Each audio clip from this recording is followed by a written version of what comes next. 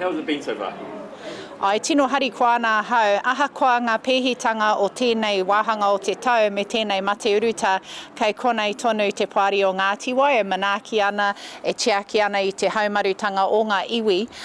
Me te hono tahi marunga ipurangi ki tēnei kaupapa nui o tātou mō ngā tumuaki a ngā iwi o te motu.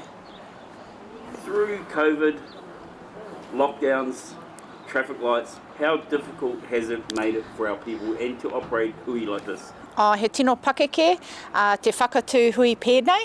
Aha koa he hui iti, ki roto i te tai tokirau, raro i te kotahirau tāngata, i tika ana me whakakahore te hui a kanohi, nā tēnei whenū hau o Omicron, ki roto i te tai tokirau. E toru ngā kehi nai nei, ko atu i te kauma whetū ngā kehi katoa o te tai tokirau, nō reira ka pēhia tātou.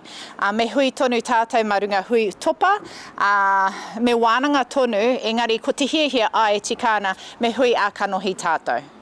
How hard has it been to change it twice to what we have today? He mea rereke tēnei mō te pāri o Ngāti Wai, te tini, te whakakahore, i tēnei wā he hui motuhake ki runga i te purangi, engari aware ake, pēnei tonu ana. Just to get to where we are today in terms of how you're able to operate the Iwi Leaders Forum, how hard has that been?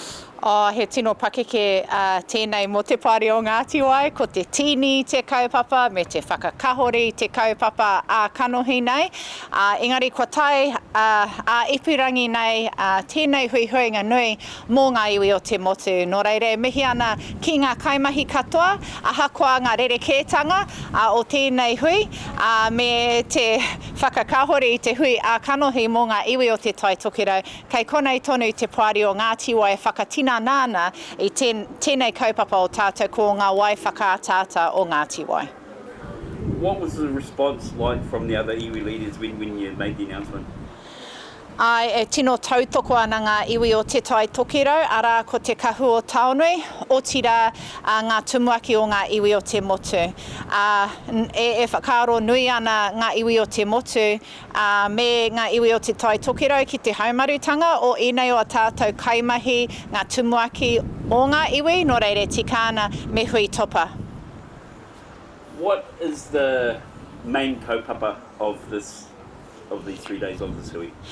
Ki roto i tēnei hui mō ngā tumuaki a ngā iwi o te motu, e whakatu ana ētahi o ngā wāhanga o ngā mahi a iwi, pērā i te pautahua, pau tikanga, pau tangata, ēnei kaupapa nui e pāna ki ngā mahi Pākihi, ngā mahi Taiao, te āhuarangi o tēnei ao, te whakamahana i tēnei ao, ētahi atu kaupapa nui mō ngā iwi o te motu, he wānanga a iwi tēnei.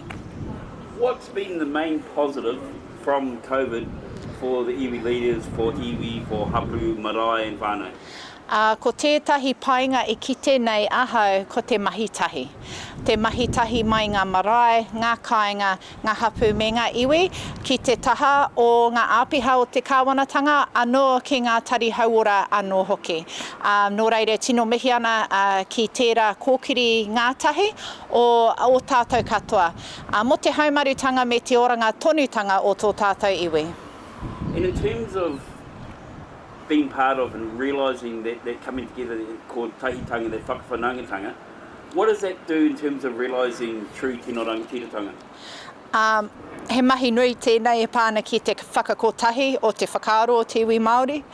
O tira e pāna ki ēnei kaupapa nui, tēnei wiki tonu ki te whakanui me te maumahara, me te tiaki i te tiriti o Waitangi, anō me te tuakana tērā ko he whakapūtanga.